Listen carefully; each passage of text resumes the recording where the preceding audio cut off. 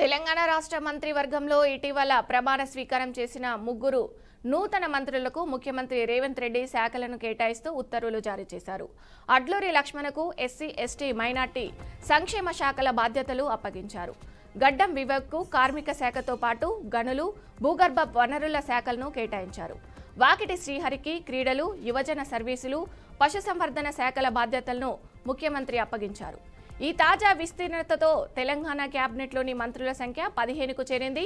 ప్రస్తుతం ఉన్న మంత్రుల శాఖలలో ఎలాంటి మార్పులు చేయకుండా ముఖ్యమంత్రి తన వద్ద ఉన్న శాఖలనే కొత్తగా నియమితులైన మంత్రులకు కేటాయించడం గమనార్హం.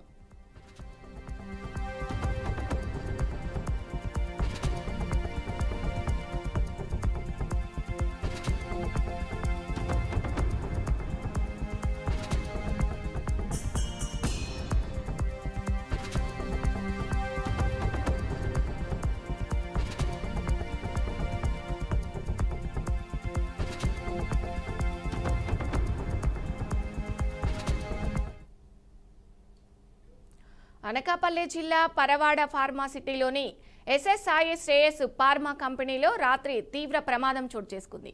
కంపెనీలోని రసాయన వ్యర్థాల ట్రీట్మెంట్ ప్లాంట్ వద్ద స్థాయిలను తనిఖీ చేయడానికి వెళ్లిన ముగ్గురు కార్మికులు అక్కడ విడుదలైన విషవాయువులను పీల్చడంతో అస్వస్థతకు గురయ్యారు. ఈ ప్రమాదంలో కార్మికులు చంద్రశేఖర్, కుమార్లు మృతి చెందగా మరో కార్మికుడు ఆసుపత్రిలో చికిత్స పొందుతున్నాడు. ఆయనను శీలానగర్లోని ఓ ప్రైవేట్ ఆసుపత్రికి తరలించగా ప్రస్తుతం పరిస్థితి ఆందోళనకరంగా ఉన్నట్టు కుటుంబ సభ్యులు తెలిపారు. సమాచారం అందుకున్న పరవాడ సీఐ మల్లికార్జునరావు సంఘటన స్థలానికి చేరుకొని ఈ ఘటనపై కేసు నమోదు చేసి పోలీసులు దర్యాప్తు చేపట్టారు.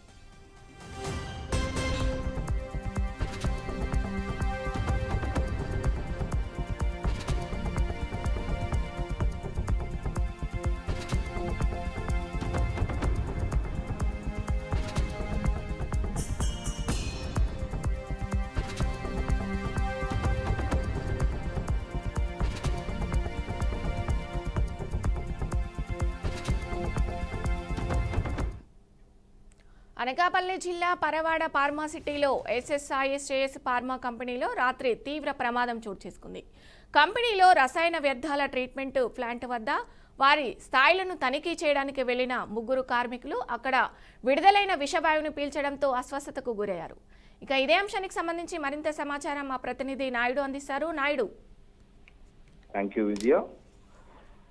అనకాపల్లి జిల్లా పరవాడ ఫార్మాసిటీలో అయితే ఒక ఘోర దుర్ఘటన జరిగిన పరిస్థితి మనకి కనిపిస్తుంది. ప్రధానంగా చూసుకున్నట్టయితే కనుక పరవాడలో ఉన్నటువంటి జవహర్లాల్ నెహ్రూ ఫార్మాసిటీలో ఎస్ఎస్ ఫార్మాస్యూటికల్స్ అంటూ కూడా ఒక కంపెనీ ఉంది. దీనిలో అయితే కనుక ఏదైతే బల్క్ డ్రగ్స్ కు సంబంధించి మ్యానుఫ్యాక్చరింగ్ జరుగుతున్న పరిస్థితి అయితే మనకి కనిపిస్తుంది. దీనిలో ఏదైతే ప్రధానంగా చూసుకున్నట్టయితే కనుక ఇక్కడ ఇందులో గ్యాసెస్ తాలూకా తీవ్రతను కావచ్చు, లేదంటే అక్కడ ఉన్నటువంటి బాయిలర్స్ తాలూకా దీన్ని పరిశీలించే నిమిత్తం అయితే మాత్రం ముగ్గురు ఉద్యోగులు కూడా అక్కడ ఉన్న పరిస్థితి అయితే ఉంది. అయితే వీళ్ళు ముగ్గురు కూడా అవి తనిఖీలు ప్రెషర్ లెవెల్స్ తనిఖీలు చేస్తున్న సమయంలో అయితే కనుక అక్కడ గ్యాస్ లీక్ అయ్యి విష పదార్థం లీక్ అవడంతో అయితే మాత్రం అందులో ఇద్దరు అక్కడ ఎక్కడ చెందిన పరిస్థితి అయితే కనిపిస్తుంది. ఒకరి పరిస్థితి అయితే మాత్రం సీరియస్ గా ఉండడంతో ఇక్కడ స్థానికంగా ఉన్నటువంటి ఒక ప్రైవేట్ ఆసుపత్రికి తరలించిన పరిస్థితి కనిపిస్తుంది. ప్రధానంగా దీనిలో ఏదైతే సేఫ్టీ మేనేజర్ గా ఉన్నటువంటి పరిమిత్ చంద్రశేఖర్, అదేవిధంగా చెరగడం కుమార్ సేఫ్టీ ఆఫీసర్, వీళ్ళిద్దరూ కూడా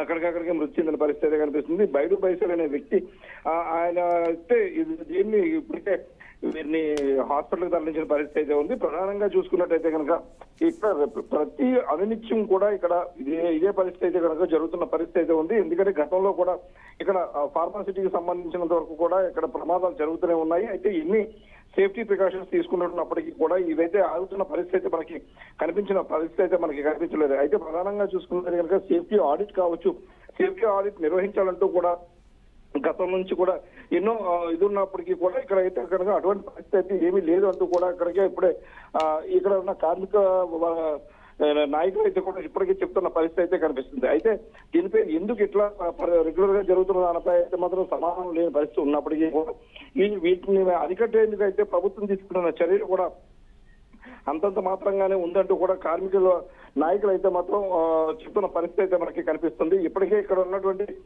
ఫార్మా కంపెనీలన్నీ కూడా సేఫ్టీ ఆడిట్ పాటించాలని, సేఫ్టీ ఆడిట్ లేకపోవడం వల్ల ఇటువంటి ప్రమాదాలు తరచుగా జరుగుతున్నాయంటూ కూడా చెప్తున్న పరిస్థితి అయితే ఉంది. అయితే పెంచడం, అదేవిధంగా బాయిలర్స్ సంబంధించి ప్రతి అనునిత్యం కూడా రాష్ట్ర ప్రభుత్వం నుంచి ప్రతి ఒక్కరు కూడా దీనిలో కూడా చూడాలంటూ కూడా చెప్తున్న దానన్నిటి కూడా వీళ్ళన్ని కూడా పెడచవన పెడుతున్నారంటూ కూడా చెప్తున్నారు. అయితే ఎవరైతే మృతి చెందిన కార్మికులు ఇద్దరికి కూడా సుమారుగా గతంలో ప్రకటించినట్టుగానే ₹1,00,00,000 కూడా ప్రకటించాలంటూ కూడా ఇక్కడ కార్మిక నాయకులు అయితే కనుక చెప్తున్న పరిస్థితి అయితే ఉంది. అయితే ఇక్కడ మనం చూసుకున్నట్టు కనుక ఎస్ఎస్ ఫార్మాస్యూటికల్స్ సంబంధించినంత వరకు అయితే కనుక ఏదైతే గ్యాస్ లీక్ సంబంధించి ఉందో ఈ గ్యాస్ లీక్ ప్రధానంగా ఏ విధంగా ఏర్పడింది, ఇది ఏర్పడడానికి గల కారణాలు అయితే మాత్రం దీనిపై అయితే పూర్తి స్థాయిలో నివేదిక అందించాలంటూ కూడా ఇప్పటికే రాష్ట్ర ప్రభుత్వం కోరుతున్న పరిస్థితి అయితే కనిపిస్తుంది. అధికారులు దీనిపై పూర్తి స్థాయిలో చర్యలు తీసుకుంటారంటూ కూడా అధికారులు చెప్తున్న పరిస్థితి అయితే ఉంది. ఇప్పటికే దీనిపై ఇక్కడ ఉన్నటువంటి ఉన్నత స్థాయి వర్గాలన్నీ కూడా ఇక్కడ చేరుకోవడం, అదేవిధంగా దీనిపై ఉన్న పరిశీలన నిమిత్తం లోపలికి అయితే కనుక వెళ్ళిన పరిస్థితి అయితే ఉంది. వీళ్ళైతే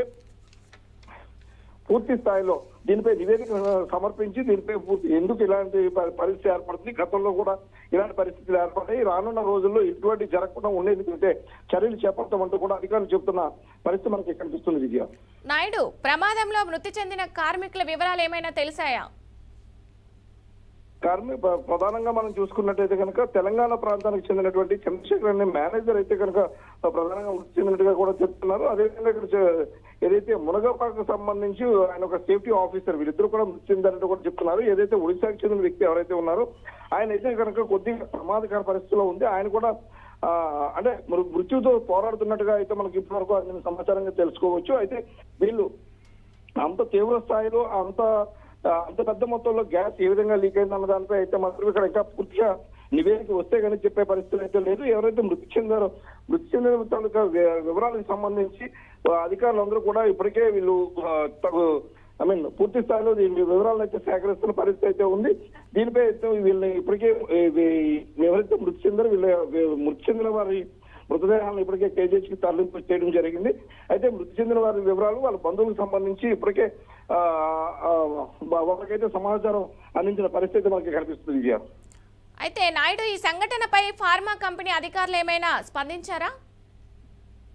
ఇప్పటి వరకు ఫార్మా కంపెనీకి సంబంధించినటువంటి వ్యక్తులు ఎవరు కూడా ఇక్కడికి వచ్చిన పరిస్థితి లేదు. ఎందుకంటే ఇక్కడ అంతా కూడా మేనేజ్మెంట్ అంతా కూడా బయట రాష్ట్రాల్లోనే ఉంటారు కాబట్టి వాళ్ళు ఇప్పుడు లేదు. అయితే ఇక్కడ ఉన్నటువంటి మేనేజర్ కావచ్చు, జేఎం కావచ్చు, వీళ్ళందరూ కూడా ఇప్పటికే ఇక్కడికి చేరుకోవడం దీనిపై పరిస్థితులు అయితే పూర్తి స్థాయిలో వీళ్ళు దీన్ని పరిస్థితిని అయితే అంచనా వేస్తున్న పరిస్థితి అయితే కనిపిస్తుంది. అయితే మరికొంతసేపట్లో అయితే కనుక రాష్ట్ర స్థాయి అధికారులు ఎవరైతే ఉన్నారో వీళ్ళందరూ కూడా ఇక్కడ చేరుకొని పూర్తి స్థాయిలో దీనిపై మొత్తం నివేదికను తయారు చేస్తే అంశంగా మనం చూడొచ్చు. అదేవిధంగా అంటే మరికొద్దిసేపట్లో అయితే కనుక ఇక్కడ అధికారుల బృందం అయితే వచ్చే అవకాశం ఉందంటూ కూడా ఇక్కడ చెప్తున్న పరిస్థితి అయితే ఉంది. ఇక్కడైతే కాస్త ఉద్రిక్తకర పరిస్థితి అయితే ఉందని మనం చెప్పుకోవచ్చు. ఎందుకంటే కార్మిక నాయకులు వీళ్ళందరూ కూడా ఆందోళనకు దిగుతున్న పరిస్థితి కనిపిస్తుంది. ఎందుకంటే రెగ్యులర్ గా ఫార్మా సిటీలో ఇటువంటి ఫార్మా కంపెనీల్లో ఇలాంటి పరిస్థితి వ్యవహరించడం చూస్తూ ఉంటే కనుక ఈ రానున్న రోజుల్లో మరీ పైరు ప్రమాదంగా సంబంధించే అవకాశం ఉందని, ఎందుకంటే ప్రతిసారి కూడా 2 నుంచి 10 మంది వరకు కూడా